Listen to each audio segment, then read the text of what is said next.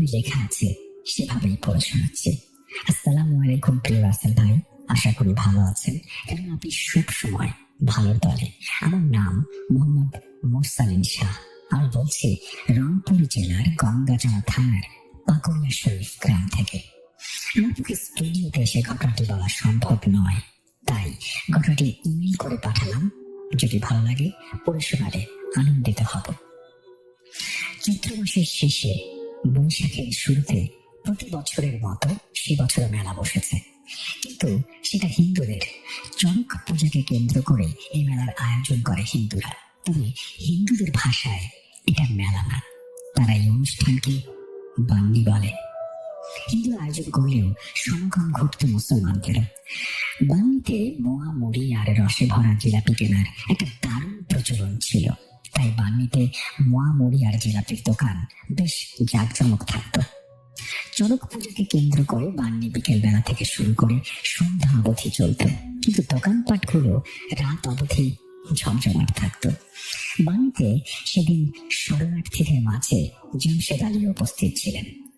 বান্নি বসত মূলত হিন্দুদের শ্মশান ঘাটে, যেখানে তারা বরাবরই মৃতদের পোড়ায়। নদীর ওপারে বসত বান্নি।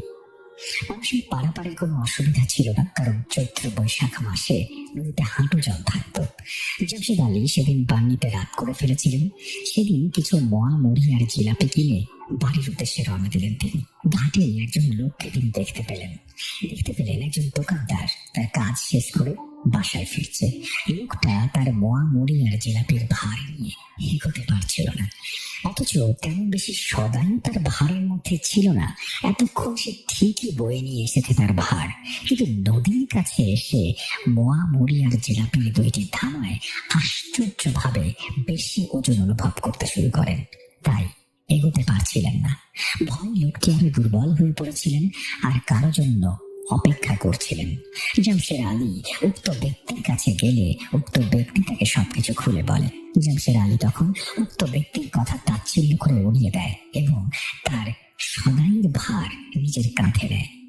ভার কাঁধে নিতেই বুঝতে পারলো কিছু একটা গড়বড় আছে। এত সামান্য জিনিসের এত ওজন হতে পারে না।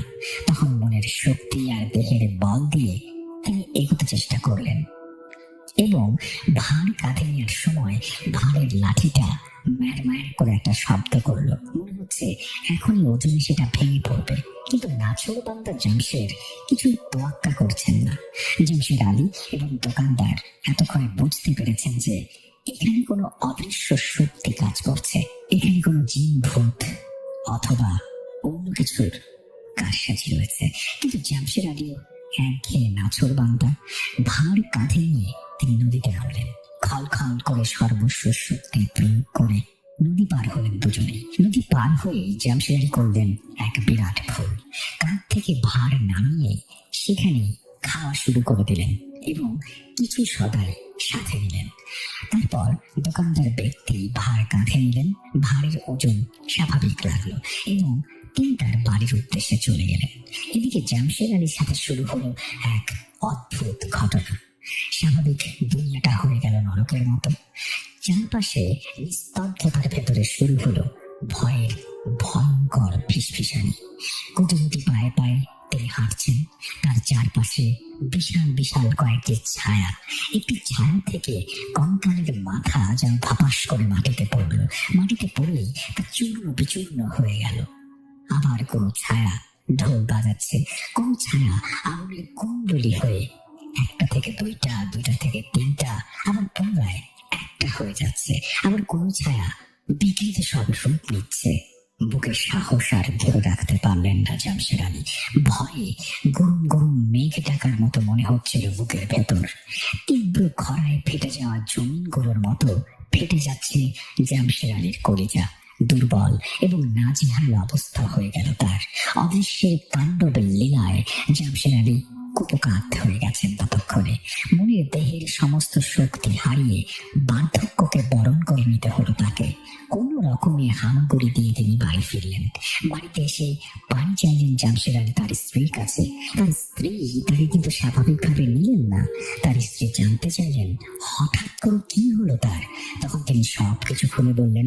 তখন তার স্ত্রী তাকে গোসল করার পরামর্শ দিলেন, কিন্তু জামশেদ আলী তা না করে সেখানে আরেকটা ভুল করে বসেন। পেটের ভোজন পোক্ত করে ঘুমোতে গেলেন তিনি, এবং শুরু হলো অবাক করা ঘটনা। টিনের চালে ধপাস করে কি যেন পড়লো। অমনি সবার গায়ের লোম খাড়া হয়ে গেল। পুরো পৃথিবী যেন তার জন্য অভিশাপ হয়ে দাঁড়ালো। অদৃশ্যের লীলায় অসহায় হয়ে পড়লো জামশেদ আলী সহ তার পুরো পরিবার। এবারে একটি দুটি থেকে অনেকগুলি ঢিল এসে পড়ছে জামশেদ আলীর তীরের জ্বালায়। বিষয়টা পাড়া প্রতিবেশীদের মাঝে প্রভাব ফেললো। তাই পাড়া প্রতিবেশীরাও নিজের ঘরকে আঁকড়ে ধরে থাকলো, কেউ দেখতে গেল না। অনবরত ঢিল আসার পর এবারে মনে হলো তীর চালানকে নিজ হাতে ভাঙছে। এমনিতেই সপরিবারের লোকজনের ভয়ের কাঁপুনি ধরেছে, যেন তালে তালে নাচছে সবাই। তাতে আবার চিকন কণ্ঠে আওয়াজ, কেউ যেন কথা বলছে। আওয়াজ আসছে, তুই আমাকে কেন খেতে দিলি না? তুই আমার খাবার নষ্ট করলি কেন? এভাবেই অবসান হলো একটি কালো রাতের। রাত শেষ হলে ঘটনা শেষ হলো না। নিয়তি যেন অপেক্ষা করছিল তার জন্য। কারো সূর্য অস্তমিত হওয়ার ঘটনায় কিছু প্রিয়জনের মনে সূচ ফোড়ার মতো ব্যথা করে। মন চোখকে কাঁদতে বলে, কিন্তু বিবেক বলে কাঁদলে চলবে না, তোমাকে যে হাল ধরতে হবে। ঠিক এমনই অবস্থা জামশেদ আলীর স্ত্রীর। সকালবেলা তার স্বামীকে পঙ্গু অবস্থায় দেখে তার মাথা ঠিক নেই, কি করবেন বুঝতেও পারছেন না। দিনের বেলায় স্বাভাবিক ভূত প্রেতের ভয় থাকে না, তাই অনেক প্রতিবেশী জামশেদ আলীকে দেখতে এসেছেন। দিনের বেলা হলে কি হবে, জামশেদ আলীর উপর প্রভাব এখনো আছে। চোখ দুটি বড় বড় আর লালচে হয়ে গেছে তার। কারো দিকে তাকালে মনে হয় আগ্নেয়গিরির লাভা দিয়ে তিনি তাকাচ্ছেন, অর্থাৎ চোখে তার জ্বলন্ত আগ্নেয়গিরি। হা করলে যেন কোনো দানবের মুখ মনে হয়। আর কণ্ঠস্বরটাও ভীষণ অচেনা। কিন্তু সময়ের সাথে সাথে তার পাগলামি বাড়তে থাকে। ঘর থেকে তিনি বেরিয়ে পড়েন, নানান ধরনের কাণ্ড কারখানা করেন। কলা গাছে ঘুষি মারেন, কারো ঘর থেকে থালা বাসন বের করে বাইরে ছুঁড়ে মারেন, বাঁশের কঞ্চি দিয়ে নিজের শরীরে আঘাত করেন, ইত্যাদি ইত্যাদি। এমনিতেই জামশেদ আলীর শরীরে বল ছিল 3 পুরুষের সমান। তাতে আবার অদৃশ্যের শক্তিরও যোগ ঘটেছে, তাই তাকে কেউ থামাতে পারছিল না। এইভাবেই চলতে থাকলো।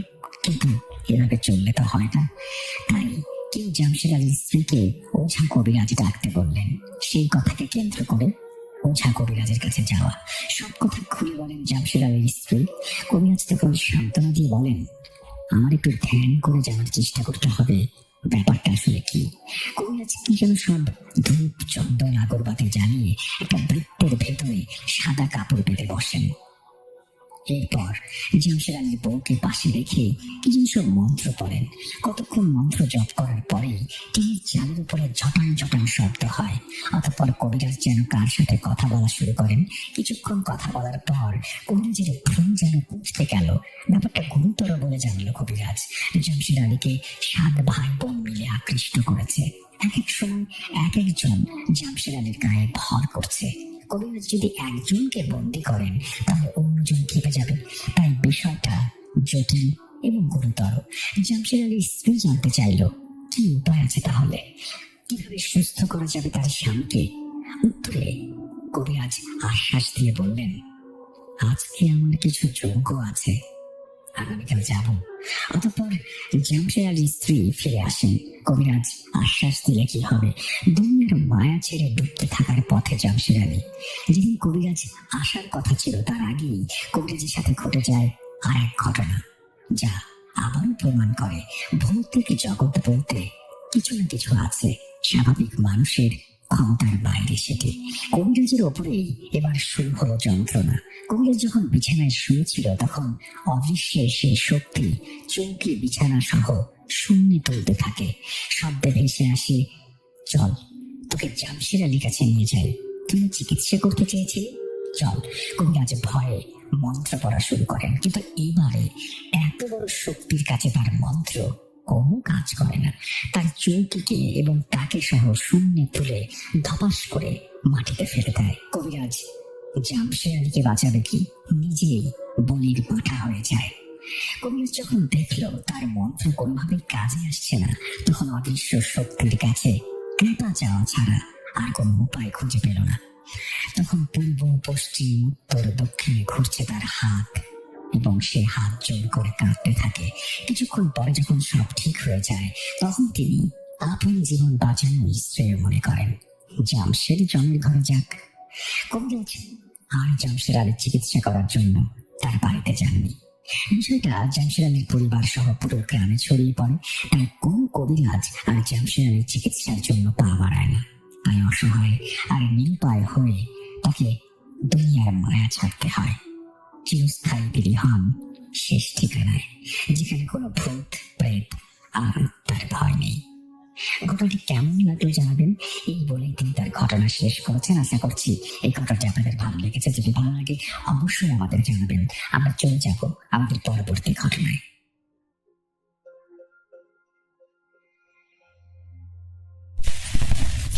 আপনাদের সবার নিশ্চয়ই মনে আছে আত্মা বলতে জাদুর কথা। হ্যাঁ, আজকে আমরা নিয়ে এসেছি আত্মা বলতে জাদুর দ্বিতীয় পর্ব। কি রে ভাই, ফার্স্ট পার্টি কি ছিল? না পারিয়ে কখন গেল? ভয়রা চেহারাতে গিয়ে পথ হারিয়ে ফেলছেন না তো? জি হ্যাঁ, সবার সাথে আপডেটেড থাকতে এক্ষুনি সাবস্ক্রাইব করে দিন আর ঘন্টা বাজিয়ে দিন।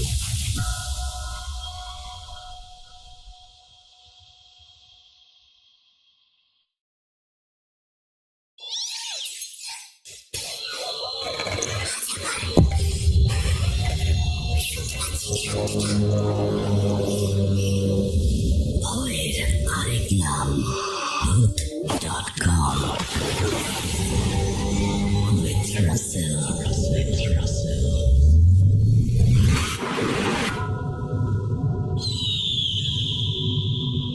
Welcome back. আশা করছি আপনারা সবাই ভালো আছেন এবং ভালোর দলে আছেন। আমিও ভালো আছি আর ভালো দলে আছি। যেভাবে লেখা আছে সেভাবেই পড়ে শোনাচ্ছি। আমার নাম আরমিন ফেরদৌসি। আমার ফ্যামিলি ব্যাকগ্রাউন্ড বেশ সম্ভ্রান্ত। গ্রামের বাড়িতে আমাদের প্রচুর জমি জমা, এক কথায় যাকে বলে জমিদার বংশ। আমি আমার বাবা মার একমাত্র সন্তান। আজ থেকে বেশ কয়েক বছর আগের কথা। আমার আব্বু হঠাৎ করেই মারা গেলেন। আব্বুর মৃত্যুর পর আম্মু আমাকে নিয়ে গ্রাম ছেড়ে ঢাকায় শিফট করার ডিসিশন নিলেন। আম্মু একজন ভীষণ প্রোগ্রেসিভ আর মুক্তমনা মানুষ। গ্রামের টিপিক্যাল কুসংস্কার আর মেয়েদের দাবিয়ে রাখার মেন্টালিটি উনি একদম পছন্দ করতেন না।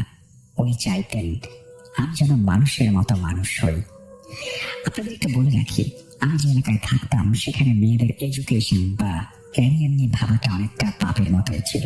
সেখানে পুরুষতন্ত্রের দেয়াল এতটা উঁচুতে যে কোনো মেয়ে চাইলেও সেই দেয়াল টপকে বাইরের দুনিয়াটা দেখতে পায় না। আমার আম্মু সারাটা জীবন এই সিস্টেমের বিরুদ্ধে ফাইট করেছেন। উনি নিজের জীবনে যা যা করতে পারেননি সেই স্বপ্ন উনি আমাকে দিয়ে পূরণ করতে চেয়েছিলেন। ঢাকায় এসে আমরা একটা ফ্ল্যাটে উঠলাম। আমাদের বর্তমান ঠিকানা পুরান ঢাকায়। ঢাকায় আসার পর একটি ভালো কলেজে আমি অ্যাডমিশন নিলাম। আমার কলেজ লাইফ তখনও শেষ হয়নি। এর মধ্যে গ্রাম থেকে একটা বিয়ের প্রপোজাল এলো। পাত্রপক্ষ আমাদেরই দূর সম্পর্কের আত্মীয়। ওরাও বেশ ধনী, প্রচুর সম্পত্তির মালিক। কিন্তু আম্মু ওদের মেন্টালিটি খুব ভালোভাবে জানতেন। আম্মু ওদের মুখের ওপর স্ট্রেট না করে দিলেন। উনি স্পষ্ট জানিয়ে দিলেন আমরিন এখন পড়াশোনা করছে, ওর গ্র্যাজুয়েশন কমপ্লিট না হওয়া পর্যন্ত আমরা বিয়ের ব্যাপারে কোনো সিদ্ধান্ত নিতে পারবো না। ওরা তখন কিছু বললো না। প্রায় 6-7 মাস ওরা চুপচাপ থাকলো। এরপর ওরা আবারও গ্রামের কিছু প্রতিবেশীকে দিয়ে আবারও বিয়ের প্রপোজাল পাঠালো। আম্মু এবার খুব শক্ত অবস্থান নিলেন। আম্মু জানতেন আমি যেহেতু বাবার রেখে যাওয়া বিশাল সম্পত্তির একমাত্র ওয়ারিশ, তাই ওদের মূল টার্গেট আমি নই, ওদের টার্গেট আমার বাবার সম্পত্তি। সত্যি বলতে আমি দেখতে খুব একটা সুন্দরীও ছিলাম না, একদম সাধারণ গরমের একটা মেয়ে। কিন্তু সম্পত্তির লোভে ওরা আমাকে বাড়ির বউ করে নিতে চাচ্ছিল। আমি নোংরা পলিটিক্সটি ধরে ফেলেছিলেন। আমি যখন দ্বিতীয়বার ওদের রিজেক্ট করলেন, তখন ওই ছেলের মা মানে ওই মহিলা আমাদের পুরো বংশের মধ্যে আত্মীয় স্বজনের কাছে আমার নামে জঘন্য সব গুজব ছড়াতে শুরু করলেন। উনি আম্মুকে থ্রেট দিয়ে বললেন, তুমি তো মেয়েকে নিয়ে উড়াল দিচ্ছ শহরে, তোমার মতলব আমার ভালো ঠেকছে না, দেখে নিও আমি তোমার আর তোমার মেয়ের কি হাল করি। আমি তখন ওনার কথায় খুব একটা পাত্তা দেননি। আমি ভেবেছিলেন গ্রামের অশিক্ষিত মানুষ হয়তো রাগের মাথায় দুটো বাজে কথা বলছে, আর এরা কথা বলা ছাড়া আর কি বা করতে পারে। এরপর বেশ কিছুটা সময় কেটে গেল, আমি আমার পড়াশোনা নিয়ে বিজি হয়ে গেলাম। আমার ব্রেইন এমনিতে বেশ ভালোই ছিল। ম্যাট্রিক থেকে শুরু করে ইউনিভার্সিটিতে অ্যাডমিশন টেস্ট পর্যন্ত সব জায়গায় আমি খুব ভালো রেজাল্ট করেছিলাম। আমার পড়ার টেবিলে মেডেল আর ট্রফিতে ঠাসা। আম্মুর একটা এক্সপেকটেশন ছিল আমাকে নিয়ে। আমি চাইতাম আম্মুর মুখ উজ্জ্বল করতে। আমাদের গ্রামের বাড়িতে বিশাল বড় একটা পুরনো আমলের দালান ছিল। ওই বাড়ির দেখাশোনার জন্য আম্মু বিশ্বস্ত কেয়ারটেকার আর স্টাফ রেখে এসেছিলেন। জমি জমা থেকে ভালো ইনকাম আসতো, তাই আমাদের ফিনান্সিয়াল কোনো প্রবলেম ছিল না। আমরা বেশ আরামে দিন কাটাচ্ছিলাম। আমার ইউনিভার্সিটির ক্লাস শুরু হয়ে গেল, কিন্তু হঠাৎ করে আমি খেয়াল করলাম আমার বিহেভিয়ারে কেমন একটা চেঞ্জ আসছে। আমি খুব খিটখিটে স্বভাবের হয়ে যাচ্ছিলাম। কোনো কিছু আমার ভালো লাগতো না। পড়তে বসলে মনে হতো মাথাটা চক্কর দিচ্ছে। টেবিলে বই খুলে বসলেই দম বন্ধ হয়ে আসতো। মনে হতো কেউ আমার গলা টিপে ধরেছে। সারাক্ষণ শুধু মনে হতো শুয়ে থাকি অথবা ঘুমিয়ে থাকি। আমার মাথায় সবসময় অসহ্য যন্ত্রণা থাকতো। মনে হতো মাথার ভেতরে কেউ হাতুড়ি পেটাচ্ছে। আমি একজন জেনারেল ফিজিশিয়ানকে দেখালাম। উনি আমাকে কিছু পেইন কিলার আর ভিটামিন দিলেন। আমি সেগুলো খেলাম, কিন্তু কোনো লাভ হলো না। আমার ইউনিভার্সিটিতে ভালো লাগতো না, বাসায় থাকতেও ভালো লাগতো না। আমার শ্বাসকষ্ট শুরু হলো। বসে আছি, কোনো কারণ ছাড়াই হার্টবিট বেড়ে গিয়েছে, বুক ধরফর করছে। মনে হচ্ছে এখনই কার্ডিয়াক অ্যারেস্ট হবে। কয়েকদিন আমি ইউনিভার্সিটি যাওয়া অফ করে দিলাম। ভাবলাম রেস্ট নিয়ে হয়তো ঠিক হয়ে যাব, কিন্তু রেস্ট নিলে কি হবে? আমার কন্ডিশন ডে বাই ডে আরো খারাপ হতে লাগলো। সামনে সেমিস্টার ফাইনাল। আমার সব ফ্রেন্ডরা, ব্যাচমেটরা পড়াশোনা নিয়ে সিরিয়াস। ওরা নোটস কালেক্ট করছে, গ্রুপ স্টাডি করছে, আর আমি বইয়ের পাতা উল্টালেই আমার চোখের সামনে অক্ষরগুলো যেন ঘোলা হয়ে যেত। মনে হতো বইয়ের লাইনগুলো সব এলোমেলো হয়ে যাচ্ছে। আমি কিছুই পড়তে পারতাম না। আমার প্রফেসররা পর্যন্ত অবাক হয়ে গেলেন। যে মেয়েটা ক্লাসে সবসময় ফার্স্ট বেঞ্চে বসতো, সব প্রশ্নের উত্তর দিতে পারতো, আজ তার এই অবস্থা। এক্সাম শুরু হলো। আমি বিছানায় পড়ে আছি। আমার শরীর এতই দুর্বল হয়ে গিয়েছিল যে বাথরুমে যাওয়ার শক্তিটুকুও ছিল না। জোর করে পড়তে বসলে চোখের সামনে অন্ধকার নেমে আসতো। মনে হতো আমি ব্ল্যাক আউট হয়ে যাচ্ছি। প্রচন্ড ঘুম পেত, কিন্তু ঘুমোতে পারতাম না। আমি আমার নিজের সিচুয়েশন দেখে নিজেই ভয় পেয়ে যাচ্ছিলাম। কথায় কথায় আমি সবার সাথে ঝগড়া করতাম। একদিন ইউনিভার্সিটিতে ক্লাসের মধ্যে আমি আমার ফ্রেন্ডদের সাথে চিৎকার করে ঝগড়া বাঁধিয়ে দিলাম। হয়েছিল কি, ওরা কয়েকজন মিলে জোকস বলছিল, হাসাহাসি করছিল। আমি তখন মাথা নিচু করে নিজের ডিপ্রেশন নিয়ে ভাবছিলাম। হঠাৎ ওদের হাসির শব্দ শুনে আমার মনে হলো ওরা নিশ্চয়ই আমাকে নিয়ে হাসছে। ব্যাস, লেগে গেল ঝামেলা। আমার মনে হতো কেউ একজন সবসময় আমার উপরে নজর রাখছে, কেউ একজন আমার ব্রেনটাকে কন্ট্রোল করছে। আমি রাতে ঘুমাতে পারতাম না, বিছানায় এপাশ ওপাশ করতাম। এক রাতের কথা, আমি শুয়ে আছি, গভীর ঘুমে নেই, আবার জেগেও নেই, পাঞ্জার মতো একটা অবস্থা। আমি বুঝতে পারছি আমার বেডরুমে আমি শুয়ে আছি। হঠাৎ আমার মনে হলো আমার বুকের উপর বিশাল ওজনের কিছু একটা চেপে বসেছে। আমার নিঃশ্বাস বন্ধ হয়ে আসছে। মনে হলো অদৃশ্য কেউ একজন একটা ধারালো ব্লেড বা চাকু দিয়ে আমার শরীরে বিভিন্ন জায়গায় পৌঁছে দিচ্ছে। আমি পরিষ্কার বুঝতে পারলাম আমার স্কিন কেটে যাচ্ছে, রক্ত বের হচ্ছে। আমি যন্ত্রণায় চিৎকার করতে চাইলাম, কিন্তু আমার গলা দিয়ে কোন শব্দ বের হলো না। আমি হাত পা নাড়াতে চাইলাম, কিন্তু মনে হলো আমার পুরো শরীর প্যারালাইজড হয়ে গেছে। আমি চাইলেও চোখের পাতা খুলতে পারছিলাম না। একে তো ওই হিউজ ওয়েট বুকের উপরে, তারপরে আবার এই কাটার যন্ত্রণা। আমি পাথরের মতো জমে গিয়েছিলাম। বেশ কিছুক্ষণ এই টর্চার চলার পর আস্তে আস্তে বুকের উপর থেকে ভারী জিনিসটা সরে গেল। আমি অনুভব করলাম কেউ একজন আমার খাট থেকে নেমে গেল। সাথে সাথে আমার চোখ খুলে গেল। আমি ধড়মড় করে উঠে বসলাম। লাইট জ্বালিয়ে আমি আমার শরীর চেক করলাম। অদ্ভুত ব্যাপার হলো, আমার শরীরে কোনো কাটার দাগ নেই, কোনো রক্ত নেই, কিন্তু ঠিক যে যে জায়গায় আমি কাটার অনুভূতি পেয়েছিলাম সেখানে ঠিক তেমনই জ্বালা পোড়া করছিল। মনে হচ্ছিল কেউ চামড়া ছিলে লবণ ছিটিয়ে দিয়েছে। আমি সহ্য করতে পারলাম না। কোনো মতে শরীরটাকে টেনে হিঁচড়ে আমি আম্মুর রুমে চলে গেলাম। আম্মু আমাকে দেখে ভয় পেয়ে গেলেন। উনি আমাকে জড়িয়ে ধরে কান্না শুরু করলেন। আমাকে পেইন কিলার খেতে দিলেন, গরম পানির সেক দিলেন, কিন্তু আমার শরীরের ব্যথা কমছিল না। আমি কনফিউজড হয়ে যাচ্ছিলাম। ওটা কি আসলেই স্বপ্ন ছিল, নাকি হ্যালুসিনেশন, নাকি সত্যি সত্যি কোনো অদৃশ্য শক্তি আমাকে টর্চার করছিল? এরপর থেকে আমি ফিল করতে শুরু করলাম আমি কখনোই একা নই। আমার সাথে ছায়ার মতো কেউ একজন থাকে। আমি যখন ড্রেসিং টেবিলের আয়নার সামনে দাঁড়াতাম, আমার মনে হতো আমার প্রতিবিম্বের ঠিক পাশেই আচ্ছা কেউ দাঁড়িয়ে আছে। আমি ভয় পেয়ে পেছনে তাকাতাম, কাউকে দেখতে পেতাম না। আবার আয়নার দিকে তাকালে সেই অস্বস্তিকর অনুভূতিটা ফিরে আসতো। মনে হতো কেউ একজন আমার ঘাড়ের কাছে নিঃশ্বাস ফেলছে। রাতে ঘুমানোর সময় মনে হতো আমার শিয়রের কাছে কেউ দাঁড়িয়ে আছে। এর মধ্যে একটা ভয়ঙ্কর ঘটনা ঘটলো। আম্মু কোনো একটা কাজে মার্কেটে গিয়েছিলেন। কাজের মেয়েটা রান্নাঘরে ছিল, আমি আমার রুমে একা ছিলাম। হঠাৎ আমার দম বন্ধ হয়ে আসতে লাগলো। আমি রুম থেকে বেরিয়ে ড্রয়িং রুমে এলাম। ভাবলাম জানলাগুলো খুলে দিই, একটু মুক্ত বাতাস ঘরে ঢুকুক। ডাইনিং স্পেসের কাছে আসতেই আমি থমকে গেলাম।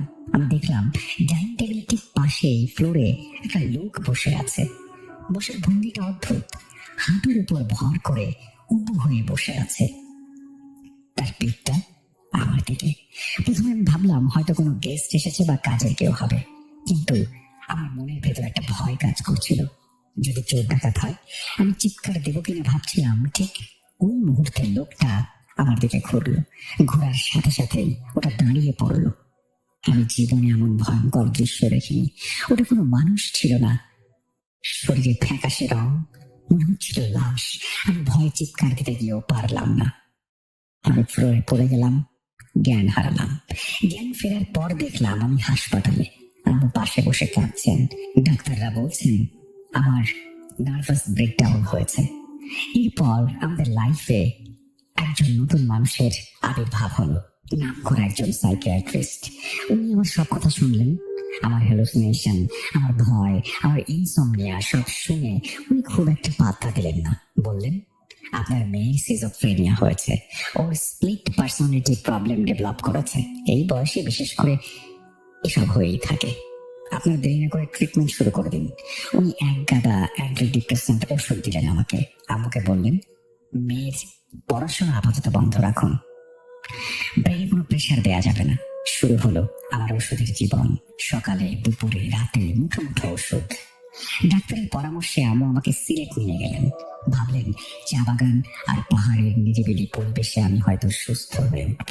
আমরা ওখানে একটা ভালো রিসোর্টে উঠেছিলাম, কিন্তু ওখানে গিয়ে হিতে বিপরীত হলো। আমার মনে হতো পাহাড়গুলো যেন আমাকে চারপাশ থেকে চেপে ধরছে, বাতাসে অক্সিজেন ফুরিয়ে আসছে। আমি শ্বাস নিতে পারতাম না। রাতে ঘুম ভেঙে উঠে বসে থাকতাম, মনে হতো কেউ আমার হার্টে ভয়ঙ্কর ভাবে চাপ দিচ্ছে। সিলেটের ট্যুরটা পুরোটাই একটা ডিজাস্টার ছিল। আমরা ঢাকায় ফিরে এলাম। ঢাকায় ফেরার পর পরই ওই আত্মীয়, মানে যিনি আমার শাশুড়ি হতে চেয়েছিলেন, তিনি ফোন করলেন। ওনার গলার স্বর শুনে মনে হলো যেন মধু ঝরছে। উনি দরদ দেখিয়ে খোঁজ খবর নিলেন।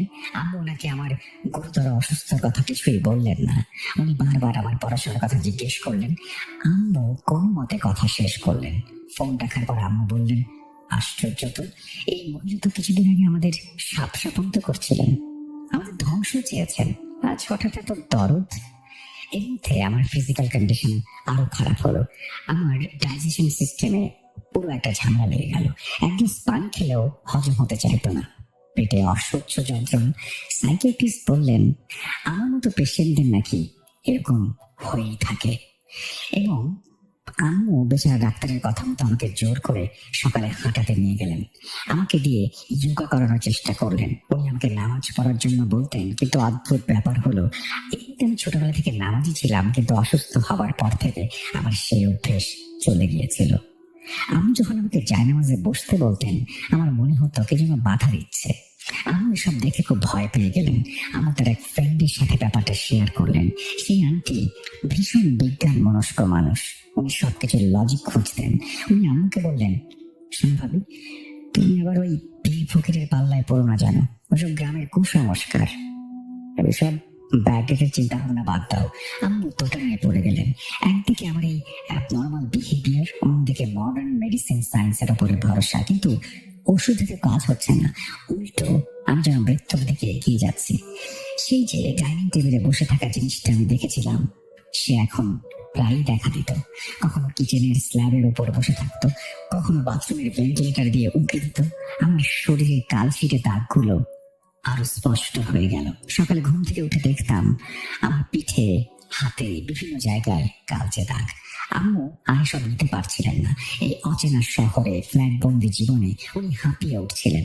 উনি ডিসিশন নিলেন, যা হবার হবে। উনি আমাকে নিয়ে গ্রামে ফিরে যাবেন। অন্তত ওখানে নিজের মানুষজন আছে, খোলামেলা পরিবেশ আছে। এখানে থাকলে আমি হয়তো মরেই যাব। এই ভেবে আম্মু গ্রাম থেকে আমাদের পুরনো কাজের বুয়া রাজিয়া খালাকে খবর দিলেন।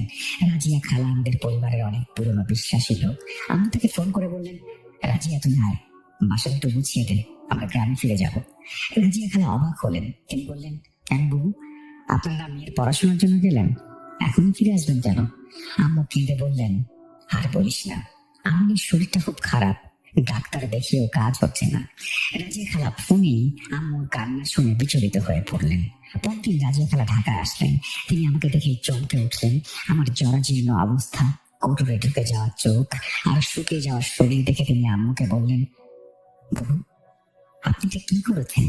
এই মেয়ের তো কোনো ডাক্তারি রোগ নাই, নিচে নিচে ডাক্তারের পিছনে টাকা ঢালছেন। আম্মু অবাক হয়ে বললেন, মানে কি বলছিস তুই? রাজিয়া খালা আত্মবিশ্বাসের সাথে বললেন, আমি গ্রামের মানুষ, কিন্তু এসব জিনিস আমি বুঝি, মূর্খ হলেও বুঝি। ওর বাতাস লেগেছে। আমার মাথায় যেন আকাশ ভেঙে পড়লো। এতদিন উনি মডার্ন সায়েন্সের উপরে ভরসা করেছিলেন। আপনাদের সবার নিশ্চয়ই মনে আছে আত্মাবন্দি জাদুর কথা। হ্যাঁ, আজকে আমরা নিয়ে এসেছি আত্মাবন্দি জাদুর দ্বিতীয় পর্ব। কি রে ভাই, ফার্স্ট পার্টি কি ছিল? না পারিয়ে কখন গেল? ভয়টা চেহারাতে গিয়ে পথ হারিয়ে ফেলছেন না তো? জি হ্যাঁ, সবার সাথে আপডেটেড থাকতে এক্ষুনি সাবস্ক্রাইব করে দিন আর ঘন্টা বাজিয়ে দিন।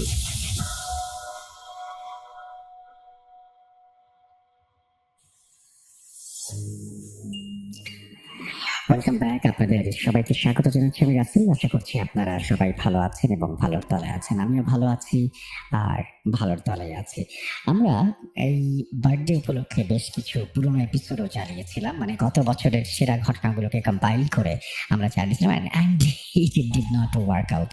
তো কেউ হয়তো অতটা পছন্দ করেনি, খুবই অল্প কিছু মানুষ শুধুমাত্র যারা আগে শুনেননি তারা শুনেছেন, আর বেশিরভাগ মানুষই হয়তো এটা চান না। সো আমরা হয়তো ইন ফিউচার এরকম কোনো কিছু করবো না। যদি তারপরে আপনারা চান তাহলে কমেন্ট সেকশনে লিখতে পারেন। আমরা গত রবিবার সবাই খুব পছন্দ করেছিলেন যে মালয়েশিয়ার একটা ঘটনা নিয়ে এসেছিলাম। আমরা বেশ কিছুদিন ধরে আমরা চায়না, মালয়েশিয়া এরকম বিভিন্ন জায়গার ঘটনা নিয়ে আসছিলাম আপনাদের কাছ থেকে। আজকে আমরা শোনাবো আপনাদেরকে রাশিয়ার একটা ভুতুড়ে টাওয়ারের ঘটনা। এবং এই টাওয়ারটিকে ঠিক টাওয়ার না বলে অন্য একটা পৃথিবী বলা ভালো। কেন সেটা আপনারা শুনলে বুঝতে পারবেন। যদি প্রথম থেকে শেষ পর্যন্ত শোনেন তাহলে জানতে পারবেন, এবং আমি আশা করবো প্রথম থেকে শেষ পর্যন্ত আপনারা সঙ্গে থাকবেন। কথা না বাড়িয়ে ঘটনায় চলে যেতে চাই। একটু ছোট্ট করে বলি, আমাদের ইমেল অ্যাড্রেস russell.food.com@gmail.com। আপনার নাম, ঠিকানা এবং ফোন নাম্বার সহ আপনার জীবনে ঘটে যাওয়া বা আপনার জানা সেরা ঘটনা লিখে পাঠিয়ে দিন আমাদের কাছে।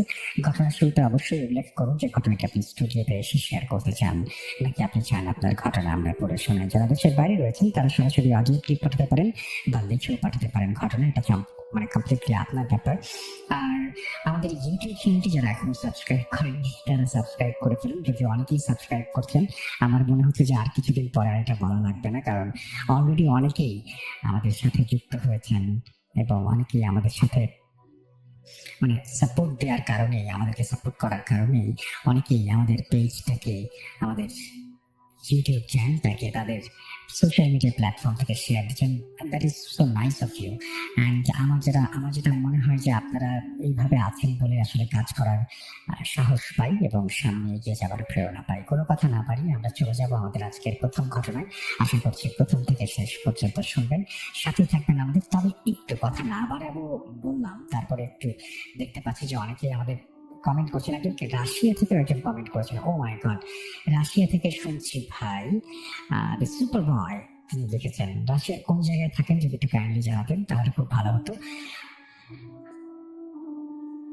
আমি দেখতে পাচ্ছি চট্টগ্রাম থেকে আইমান, জয়পুরহাট থেকে কাজল আমাদেরকে শুনছেন, এবং আমাদের সঙ্গে আছেন দেখতে পাচ্ছি ভূত.com ফাইসাল লিখেছেন যে রাসেল ভাই আগের ভূত FM এর ব্যাকগ্রাউন্ড মিউজিকটা শুনলেই অন্যরকম একটা অনুভূতি আসতো। গল্পে ভাই বেড়ে যায়, এখন ভূত.com এ মিউজিকটা খুব মিস করি।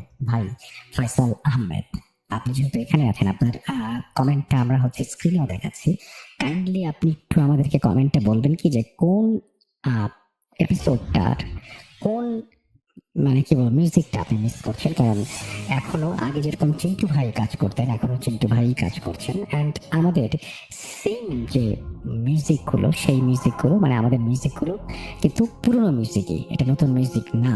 সুতরাং কোন মিউজিকের কথা আপনি বলছেন কাইন্ডলি একটু বলবেন কি, জাস্ট এটা যদি আমাদের একটু গাইড করতেন, কারণ শুধুমাত্র বলার জন্য বললে আমরা আসলে খুবই এটা it is very painful for us. তো একটু কাইন্ডলি বলবেন আমাদেরকে যে কোন মিউজিকের কথা আপনি বলছেন, শুধু লিঙ্কটা দিয়ে দেবেন কাইন্ডলি। আর এখন যেটা করতে চাই সেটা আর কিছু কমেন্ট করতে চাই। চুয়াডাঙ্গা থেকে শুনছি শিহাব রাসেল, আমি দেখি যে উনি লিঙ্ক দিচ্ছেন কিনা, এটা নিয়ে আমার খুব একটু জানার ইচ্ছা আসলে। ফরিদপুর থেকে শুনছেন সুমাইয়া, আমাদের সঙ্গে লালমনিরহাট থেকে শুনছেন আমি, ওকে আচ্ছা, গাজীপুর থেকে শুনছেন কনাবাড়ি, আমাদের সঙ্গে আছেন নোয়াখালী থেকে নাম লিখেননি, আমাদের সঙ্গে আছেন ঋতু, চিটাগং থেকে যশোর উজ্জ্বল, যশোর থেকে উজ্জ্বল, টাঙ্গাইল সখীপুর থেকে নাম লিখেননি, আমাদের সঙ্গে আছেন মুর্শিদাবাদ থেকে, নামটা পড়তে পারলাম না, চিনাইদা থেকে শুনছেন, আমাদের সঙ্গে আছেন জুনাইদ হুজুরের ঘটনা চাই, আরাফাত হোসেন আমাদের সাথে সৌদি আরব থেকে আছেন, আমাদের সঙ্গে আছেন নাদিম মিয়া আরব থেকে শুনছেন, সৌদি আরব থেকে। থ্যাংক ইউ সো মাচ আমাদের সঙ্গে যারা আছেন তাদের সবাইকে অসংখ্য ধন্যবাদ। আমরা এখন ঘটনায় যাব এবং আশা করছি প্রথম ঘটনা থেকে শুরু করে শেষ ঘটনা পর্যন্ত প্রত্যেকটি ঘটনায় আপনাদেরকে আনন্দ দেবে। কথা না বাড়িয়ে চলুন শুরু করা যাক।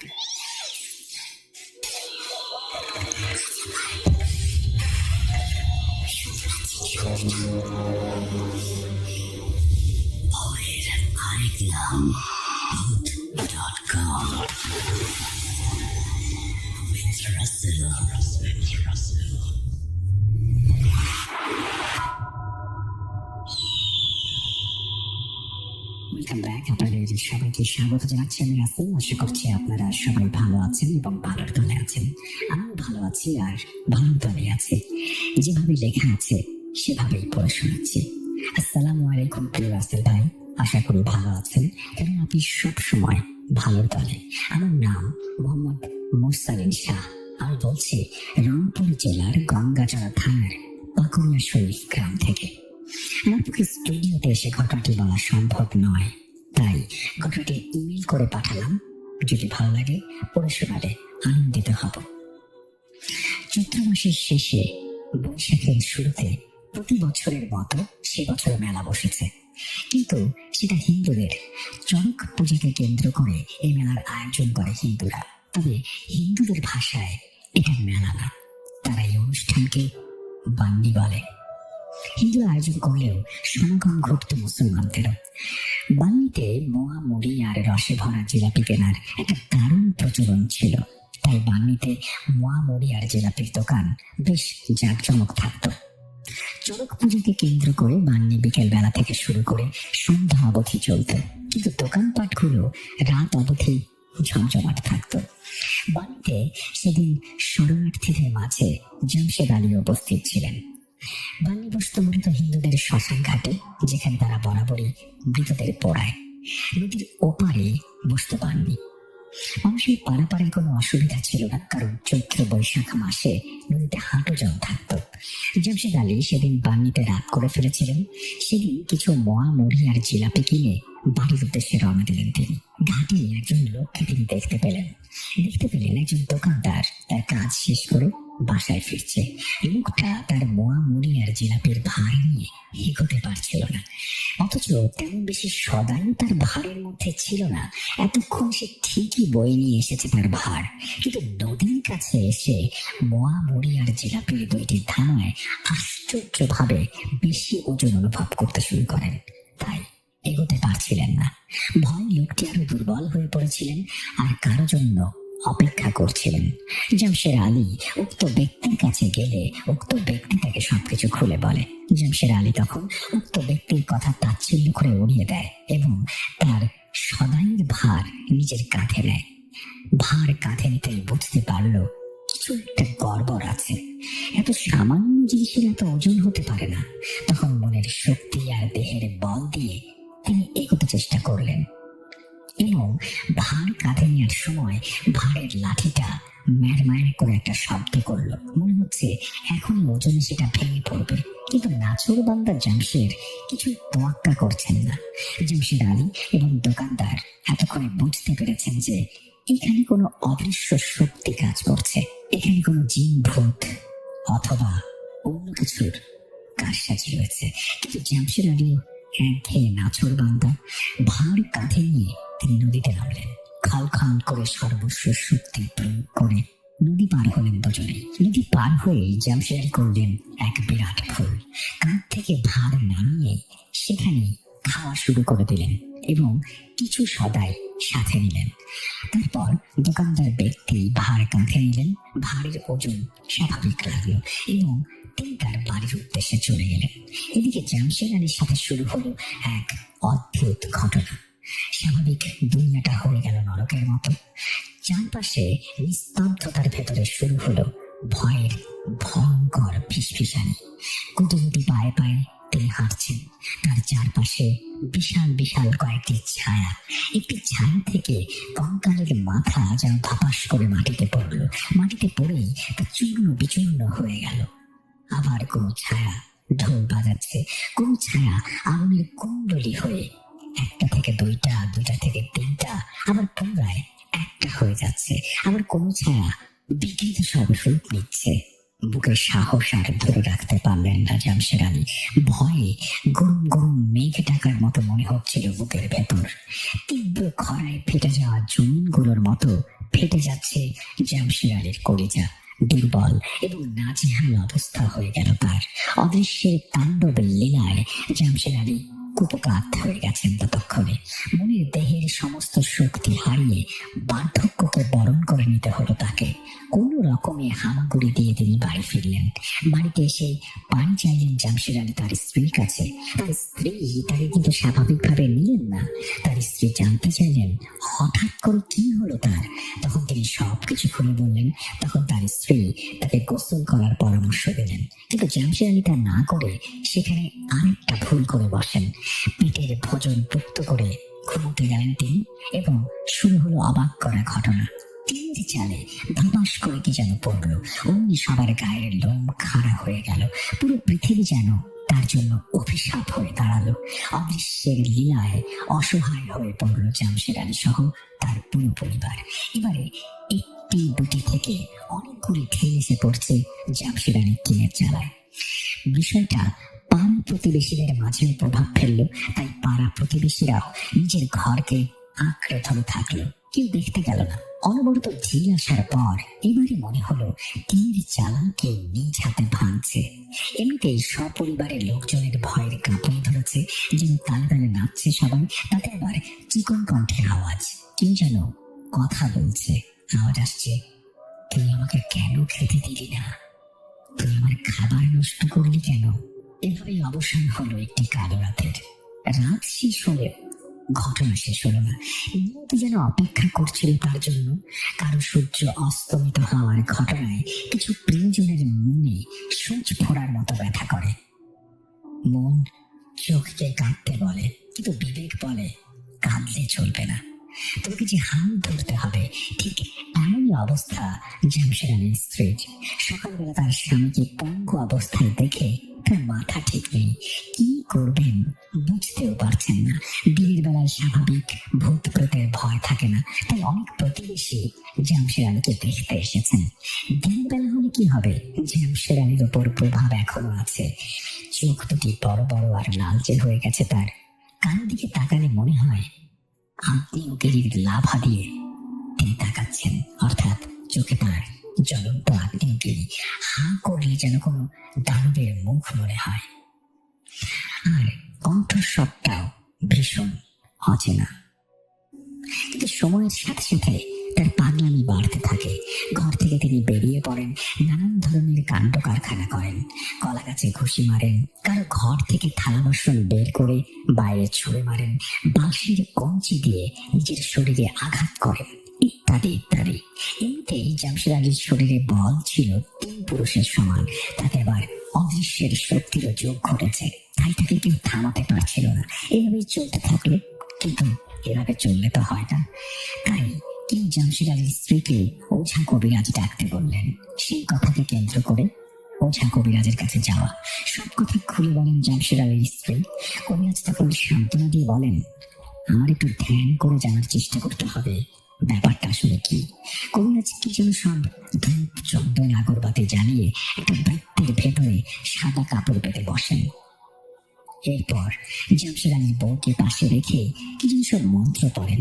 কতক্ষণ মন্ত্র জপ করার পরে টিনের চালের উপরে ঝটান ঝটান শব্দ হয়।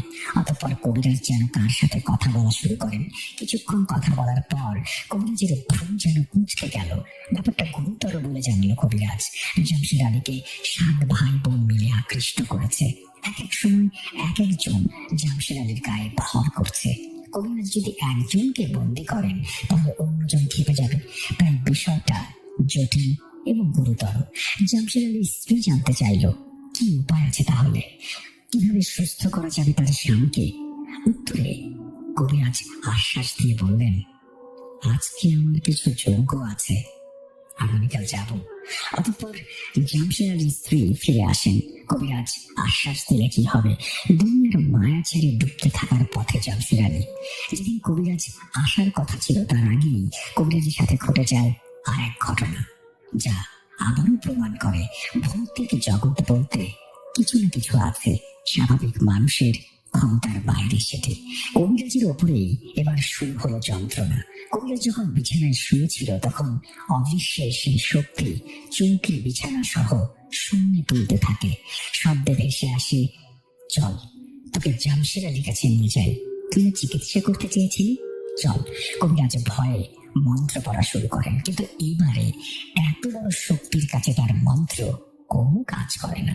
তার চৌকিকে এবং তাকে সহ শূন্য তুলে ধপাস করে মাটিতে ফেলে দেয়। কবিরাজ জামশেদ আলীকে বাঁচাবে কি, নিজেই বলির পাঁঠা হয়ে যায়। কবিরাজ যখন দেখলো তার মন্ত্র কোনোভাবেই কাজে আসছে না, তখন অদৃশ্য শক্তির কাছে কৃপা চাওয়া ছাড়া আর কোনো উপায় খুঁজে পেল না। তখন পূর্ব পশ্চিম উত্তর দক্ষিণে ঘুরছে তার হাত, এবং সে হাত জোর করে কাঁদতে থাকে। কিছুক্ষণ পরে যখন সব ঠিক হয়ে যায় তখন তিনি আপন জীবন বাঁচানো শ্রেয় মনে করেন। জামশেদ জমির ঘরে যাক। কবিরাজ আর জামশেদ আলীর চিকিৎসা করার জন্য তার বাড়িতে যাননি। বিষয়টা জামশেদ আলীর পরিবার সহ পুরো গ্রামে ছড়িয়ে পড়ে, তাই কোনো কবিরাজ আর জামশেদ আলীর চিকিৎসার জন্য পা বাড়ায় না। তাই অসহায় আর নিরুপায় হয়ে তাকে দুনিয়ার মায়া ছাড়তে হয়। চিরস্থায়ী তিনি হন শেষ ঠিকানায়, যেখানে কোনো ভূত প্রেত আর আত্মার ভয় নেই। ঘটনাটি কেমন লাগলো জানাবেন। এই বলেই তিনি তার ঘটনা শেষ করেছেন। আশা করছি এই ঘটনাটি আপনাদের ভালো লেগেছে। যদি ভালো লাগে অবশ্যই আমাদের জানাবেন। আমরা চলে যাব আমাদের পরবর্তী ঘটনায়।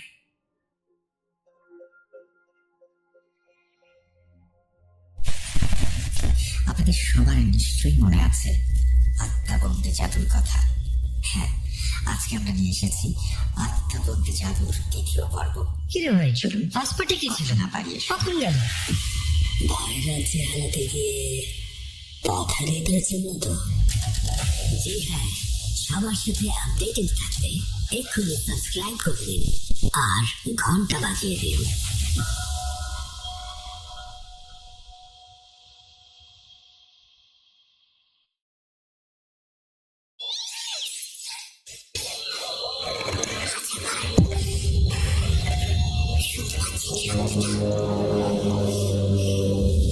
ভয়ের আরেক নাম ভূত.com with Russell.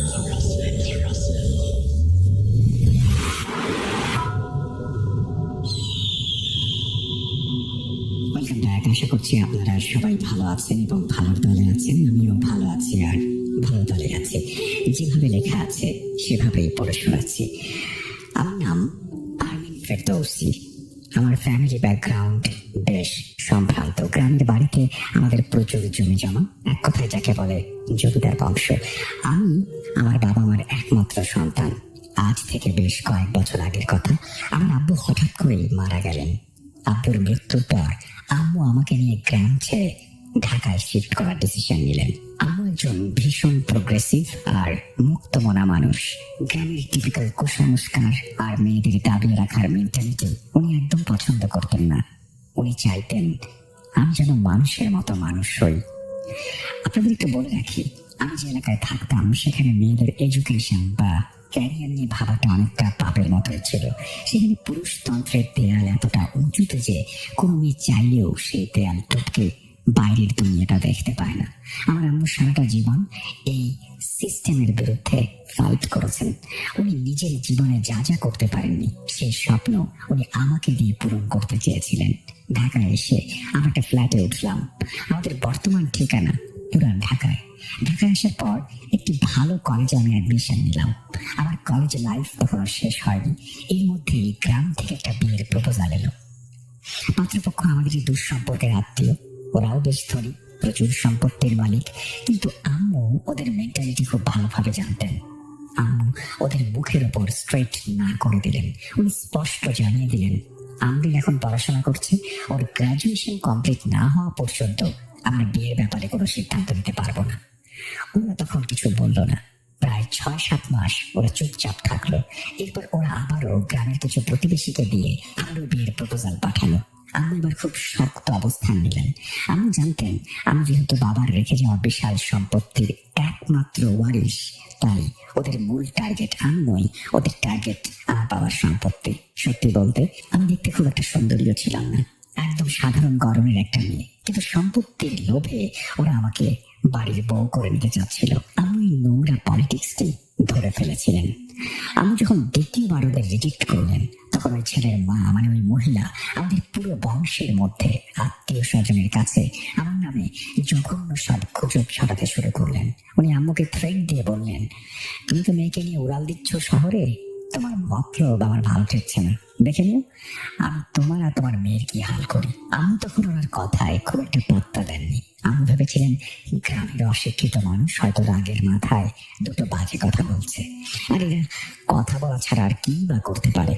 এরপর বেশ কিছুটা সময় কেটে গেল। আমি আমার পড়াশোনা নিয়ে বিজি হয়ে গেলাম। আমার ব্রেন এমনিতে বেশ ভালোই ছিল। ম্যাট্রিক থেকে শুরু করে ইউনিভার্সিটিতে অ্যাডমিশন টেস্ট পর্যন্ত সব জায়গায় আমি খুব ভালো রেজাল্ট করেছিলাম। আমার পড়ার টেবিলে মেডেল আর ট্রফিতে ঠাসা। আমার একটা এক্সপেকটেশন ছিল আমাকে নিয়ে। আমিও চাইতাম আমার মুখ উজ্জ্বল করতে। আমাদের গ্রামের বাড়িতে বিশাল বড় একটা পুরনো আমলের দালান ছিল। ওই বাড়ির দেখাশোনার জন্য আমি বিশ্বস্ত কেয়ারটেকার আর স্টাফ রেখে এসেছিলেন। জমি জমা থেকে ভালো ইনকাম আসতো, তাই আমাদের ফিনান্সিয়াল কোনো প্রবলেম ছিল না। আমরা বেশ আরামে দিন কাটাচ্ছিলাম। আমার ইউনিভার্সিটির ক্লাস শুরু হয়ে গেল, কিন্তু হঠাৎ করে আমি খেয়াল করলাম আমার বিহেভিয়ারে কেমন একটা চেঞ্জ আসছে। আমি খুব খিটখিটে স্বভাবের হয়ে যাচ্ছিলাম। কোনো কিছু আমার ভালো লাগতো না। পড়তে বসলে মনে হতো মাথাটা চক্কর দিচ্ছে। টেবিলে বই খুলে বসলেই দম বন্ধ হয়ে আসতো। মনে হতো কেউ আমার গলা টিপে ধরেছে। সারাক্ষণ শুধু মনে হতো শুয়ে থাকি অথবা ঘুমিয়ে থাকি। আমার মাথায় সবসময় অসহ্য যন্ত্রণা থাকতো। মনে হতো মাথার ভেতরে কেউ হাত দিয়ে পেটাচ্ছে। আমি একজন জেনারেল ফিজিশিয়ানকে দেখালাম। উনি আমাকে কিছু পেইন কিলার আর ভিটামিন দিলেন। আমি সেগুলো খেলাম, কিন্তু কোনো লাভ হলো না। আমার ইউনিভার্সিটিতে ভালো লাগতো না, বাসায় থাকতেও ভালো লাগতো না। আমার শ্বাসকষ্ট শুরু হলো। বসে আছি, কোনো কারণ ছাড়াই হার্টবিট বেড়ে গিয়েছে, বুক ধরফর করছে। মনে হচ্ছে এখনই কার্ডিয়াক অ্যারেস্ট হবে। কয়েকদিন আমি ইউনিভার্সিটি যাওয়া অফ করে দিলাম। ভাবলাম রেস্ট নিলে হয়তো ঠিক হয়ে যাব, কিন্তু রেস্ট নিলে কি হবে? আমার কন্ডিশন ডে বাই ডে আরো খারাপ হতে লাগলো। সামনে সেমিস্টার ফাইনাল। আমার সব ফ্রেন্ডরা, ব্যাচমেটরা পড়াশোনা নিয়ে সিরিয়াস। ওরা নোটস কালেক্ট করছে, গ্রুপ স্টাডি করছে, আর আমি বইয়ের পাতা উল্টালে আমার চোখের সামনে অক্ষরগুলো যেন ঘোলা হয়ে যেত। মনে হতো বইয়ের লাইনগুলো সব এলোমেলো হয়ে যাচ্ছে। আমি কিছুই পড়তে পারতাম না। আমার প্রফেসররা পর্যন্ত অবাক হয়ে গেলেন। যে মেয়েটা ক্লাসে সবসময় ফার্স্ট বেঞ্চে বসতো, সব প্রশ্নের উত্তর দিতে পারতো, আজ তার এই অবস্থা।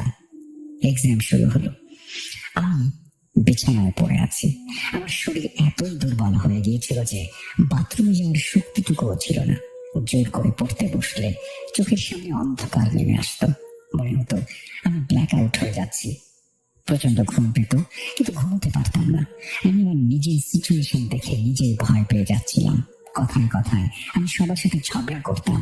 একদিন ইউনিভার্সিটিতে ক্লাসের মধ্যেই আমি আমার ফ্রেন্ডদের সাথে চিৎকার করে ঝগড়া বাঁধিয়ে দিলাম। হয়েছিল কি, ওরা কয়েকজন মিলে জোকস বলছিল, হাসাহাসি করছিল। আমি তখন মাথা নিচু করে নিজের ডিপ্রেশন নিয়ে ভাবছিলাম। হঠাৎ ওদের হাসির শব্দ শুনে আমার মনে হলো ওরা নিশ্চয়ই আমাকে নিয়ে হাসছে। ব্যাস, লেগে গেল ঝামেলা। আমার মনে হতো কেউ একজন সবসময় আমার উপরে নজর রাখছে, কেউ একজন আমার ব্রেনটাকে কন্ট্রোল করছে। আমি যাতে ঘুমাতে পারতাম না, বিছানায় পাশোপাশ করতাম। এক রাতের কথা, আমি শুয়ে আছি, গভীর ঘুমে নেই, আবার জেগেও নেই, তন্দ্রার মতো একটা অবস্থা। আমি বুঝতে পারছি আমার বেডরুমে আমি শুয়ে আছি। হঠাৎ আমার মনে হলো আমার বুকের উপর বিশাল ওজনের কিছু একটা চেপে বসেছে। আমার নিঃশ্বাস বন্ধ হয়ে আসছে। মনে হলো অদৃশ্য কেউ একজন একটা ধারালো ব্লেড বা চাকু দিয়ে আমার শরীরের বিভিন্ন জায়গায় পোঁচ দিচ্ছে। আমি পরিষ্কার বুঝতে পারলাম আমার স্কিন কেটে যাচ্ছে, রক্ত বের হচ্ছে। আমি যন্ত্রণায় চিৎকার করতে চাইলাম, কিন্তু আমার গলা দিয়ে কোনো শব্দ বের হলো না। আমি হাত পা নাড়াতে চাইলাম, কিন্তু মনে হলো আমার পুরো শরীর প্যারালাইজড হয়ে গেছে। আমি চাইলেও চোখের পাতা খুলতে পারছিলাম না। একে তো ওই হিউজ ওয়েট বুকের উপরে, তারপরে আমার এই কাটার যন্ত্রণা। আমি পাথরের মতো জমে গিয়েছিলাম। বেশ কিছুক্ষণ এই টর্চার চলার পর আস্তে আস্তে বুকের উপর থেকে ভারী জিনিসটা সরে গেল। আমি অনুভব করলাম কেউ একজন আমার খাট থেকে নেমে গেল। সাথে সাথে আমার চোখ খুলে গেল। আমি ধড়মড় করে উঠে বসলাম। লাইট জ্বালিয়ে আমি আমার শরীর চেক করলাম। অদ্ভুত ব্যাপার হলো, আমার শরীরে কোনো কাটার দাগ নেই, কোনো রক্ত নেই। কিন্তু ঠিক যে যে জায়গায় আমি কাটার অনুভূতি পেয়েছিলাম সেখানে ঠিক তেমনই জ্বালা পোড়া করছিল। মনে হচ্ছিল কেউ চামড়া ছিলে লবণ ছিটিয়ে দিয়েছে। আমি আর সহ্য করতে পারলাম না। কোনো মতে শরীরটাকে টেনে হিঁচড়ে আমি আম্মুর রুমে চলে গেলাম। আম্মু আমাকে দেখে ভয় পেয়ে গেলেন। উনি আমাকে জড়িয়ে ধরে কান্না শুরু করলেন। আমাকে পেইন কিলার খেতে দিলেন, গরম পানি সেক দিলেন, কিন্তু আমার শরীরের ব্যথা কমছিল না। আমি কনফিউজড হয়ে যাচ্ছিলাম। ওটা কি আসলে স্বপ্ন ছিল, নাকি হ্যালুসিনেশন, নাকি সত্যি সত্যি কোনো অদৃশ্য শক্তি আমাকে টর্চার করছিল? এরপর থেকে আমি ফিল করতে শুরু করলাম আমি কখনোই একা নই। আমার সাথে ছায়ার মতো কেউ একজন থাকে। আমি যখন ড্রেসিং টেবিলের আয়নার সামনে দাঁড়াতাম, আমার মনে হতো আমার প্রতিবিম্বের ঠিক পাশেই আবছা কেউ দাঁড়িয়ে আছে। আমি ভয় পেয়ে পেছনে তাকাতাম, কাউকে দেখতে পেতাম না। আবার আয়নার দিকে তাকালে সেই অস্বস্তিকর অনুভূতিটা ফিরে আসতো। মনে হতো কেউ একজন আমার ঘাড়ের কাছে নিঃশ্বাস ফেলছে। রাতে ঘুমানোর সময় মনে হতো আমার শিয়রের কাছে কেউ দাঁড়িয়ে আছে। এর মধ্যে একটা ভয়ঙ্কর ঘটনা ঘটলো। আম্মু কোনো একটা কাজে মার্কেটে গিয়েছিলেন। কাজের মেয়েটা রান্না করেছিল, আমি আমার রুমে একা ছিলাম। হঠাৎ আমার দম বন্ধ হয়ে আসতে লাগলো। আমি রুম থেকে বেরিয়ে ড্রয়িং রুমে এলাম। ভাবলাম জানালাগুলো খুলে দিই, একটু মুক্ত বাতাস ঘরে ঢুকুক। ডাইনিং স্পেসের কাছে আসতেই আমি থমকে গেলাম। আমি দেখলাম ডাইনিং টেবিলের ঠিক পাশেই ফ্লোরে একটা লোক বসে আছে। বসার ভঙ্গিটা অদ্ভুত। হাঁটুর উপর ভর করে উবু হয়ে বসে আছে, তার পিঠটা আমার দিকে। প্রথমে আমি ভাবলাম হয়তো কোনো গেস্ট এসেছে বা কাজের কেউ হবে, কিন্তু আমার মনের ভেতর একটা ভয় কাজ করছিল। যদি চোর ডাকাত হয়, আমি চিৎকার দেবো কিনা ভাবছিলাম। ঠিক ওই মুহূর্তে লোকটা আমার দিকে ঘুরলো। ঘোরার সাথে সাথেই ওটা দাঁড়িয়ে পড়লো। আমি জীবনে এমন ভয়ঙ্কর দৃশ্য দেখিনি। ওটা কোনো মানুষ ছিল না, শরীরে ফ্যাকাশে রং, মনে হচ্ছিল লাশ। আমি ভয়ে চিৎকার দিতে গিয়েও পারলাম না। আমি ফ্লোরে পড়ে গেলাম, জ্ঞান হারালাম। জ্ঞান ফেরার পর দেখলাম আমি হাসপাতালে। আম্মু পাশে বসে কাঁদছেন। ডাক্তাররা বলছেন আমার নার্ভাস ব্রেকডাউন হয়েছে। এরপর আমাদের লাইফে একজন নতুন মানুষের আবির্ভাব হলো, নাম করা একজন সাইকিয়াট্রিস্ট। উনি আমার সব কথা শুনলেন, আমার হ্যালুসিনেশন, আমার ভয়, আমার ইনসমনিয়া সব শুনে উনি খুব একটা পাত্তা দিলেন না। বললেন আপনার মেয়ের সিজোফ্রেনিয়া হয়েছে, ওর স্প্লিট পার্সোনালিটি প্রবলেম ডেভেলপ করেছে। এই বয়সে বিশেষ করে এসব হয়েই থাকে। আপনার দেরি না করে ট্রিটমেন্ট শুরু করে দিন। উনি এক গাদা অ্যান্টি ডিপ্রেসেন্ট ওষুধ দিলেন আমাকে। আমাকে বললেন মেয়ের পড়াশোনা আপাতত বন্ধ রাখুন, ব্রেনে কোনো প্রেশার দেওয়া যাবে না। শুরু হলো আমার ওষুধের জীবন। সকালে, দুপুরে, রাতে মুঠো মুঠো ওষুধ। ডাক্তারের পরামর্শে আম্মু আমাকে সিলেট নিয়ে গেলেন। ভাবলেন চা বাগান আর পাহাড়ের নিরিবিলি পরিবেশে আমি হয়তো সুস্থ হয়ে উঠবো। আমরা ওখানে একটা ভালো রিসোর্টে উঠেছিলাম, কিন্তু ওখানে গিয়ে হিতে বিপরীত হলো। আমার মনে হতো পাহাড়গুলো যেন আমাকে চারপাশ থেকে চেপে ধরছে, বাতাসে অক্সিজেন ফুরিয়ে আসছে। আমি শ্বাস নিতে পারতাম না। রাতে ঘুম ভেঙে উঠে বসে থাকতাম, মনে হতো কেউ আমার হার্টে ভয়ঙ্কর ভাবে চাপ দিচ্ছে। সিলেটের ট্রিপটা পুরোটাই একটা ডিজাস্টার ছিল। আবার ঢাকায় ফিরে এলাম। ঢাকায় ফেরার পরই ওই আত্মীয়, মানে যিনি আমার শাশুড়ি হতে চেয়েছিলেন, তিনি ফোন করলেন। ওনার গলার স্বর শুনে মনে হলো যেন মধু ঝরছে। উনি দরদ দেখিয়ে খোঁজ খবর নিলেন। আম্মু ওনাকে আমার গুরুতর অসুস্থর কথা কিছুই বললেন না। উনি বারবার আমার পড়াশোনার কথা জিজ্ঞেস করলেন। আম্মু কোনো মতে কথা শেষ করলেন। ফোন রাখার পর আম্মু বললেন, আশ্চর্য তো, এই মহিলা তো কিছুদিন আগে আমাদের সাপ সাপন্ত করছিলেন, আমাদের ধ্বংস চেয়েছেন, আজ হঠাৎ এত দরদ। এর মধ্যে আমার ফিজিক্যাল কন্ডিশন আরো খারাপ হলো। আমার ডাইজেশন সিস্টেমে পুরো একটা ঝামেলা লেগে গেল। এক গ্লাস পানি খেলেও হজম হতে চাইতো না, পেটে অসহ্য যন্ত্রণা। সাইকিয়াট্রিস্ট বললেন আমার মতো পেশেন্টদের নাকি এরকম হয়েই থাকে। এবং আম্মু বেচারা ডাক্তারের কথা মতো আমাকে জোর করে সকালে হাঁটাতে নিয়ে গেলেন। আমাকে দিয়ে যোগা করানোর চেষ্টা করলেন। উনি আমাকে নামাজ পড়ার জন্য বলতেন, কিন্তু অদ্ভুত ব্যাপার হলো এমনিতে আমি ছোটবেলা থেকে নামাজই ছিলাম, কিন্তু অসুস্থ হবার পর থেকে আমার সেই অভ্যেস চলে গিয়েছিল। আম্মু যখন আমাকে জায়নামাজে বসতে বলতেন, আমার মনে হতো কি যেন বাধা দিচ্ছে। আম্মু এসব দেখে খুব ভয় পেয়ে গেলেন। আম্মু তার এক ফ্রেন্ডের সাথে ব্যাপারটা শেয়ার করলেন। সেই আন্টি ভীষণ বিজ্ঞান মনস্ক মানুষ, উনি সবকিছুর লজিক খুঁজতেন। উনি আম্মুকে বললেন, শোনো ভাবি, তুমি আবার ওই পীর ফকিরের পাল্লায় পড়ো না, জানো ওসব গ্রামের কুসংস্কার, সব ব্যাকডেটের চিন্তা ভাবনা বাদ দাও। আম্মু প্রতারণায় পড়ে গেলেন। একদিকে আমার এই অ্যাবনর্মাল বিহেভিয়ার, অন্যদিকে মডার্ন মেডিসিন সায়েন্সের উপরে ভরসা, কিন্তু ওষুধে কাজ হচ্ছে না, উল্টো আমি যেন মৃত্যুর দিকে এগিয়ে যাচ্ছি। সেই যে ডাইনিং টেবিলে বসে থাকা জিনিসটা আমি দেখেছিলাম, সে এখন প্রায়ই দেখা দিত। কখনো কিচেনের স্ল্যাবের উপর বসে থাকতো, কখনো বাথরুমের ভেন্টিলেটর দিয়ে উঁকি দিত।